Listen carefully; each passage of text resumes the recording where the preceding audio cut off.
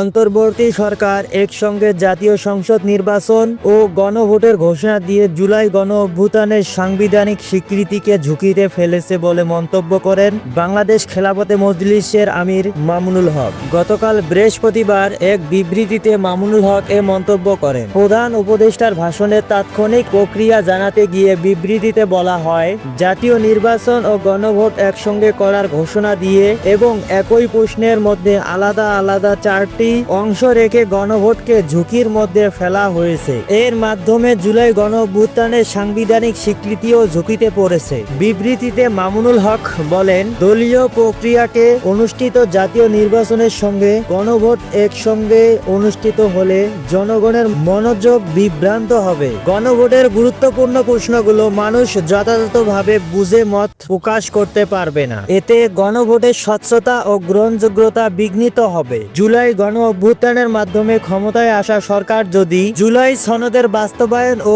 স্বতন্ত্র গণভোটের গণদাবি পূরণ না করে, সেটি গণ অভ্যুত্থানের আদর্শ স্বীকৃতিকে ঝুঁকিতে ফেলা দুঃখজনক হবে বলে বিবৃতিতে উল্লেখ করা হয়। বিবৃতিতে মামুনুল হক বলেন, শীঘ্রই দলীয় ফোরাম ও আন্দোলনরত ৮ দলের জোটের বৈঠক করে বিস্তারিত প্রক্রিয়া জানানো হবে।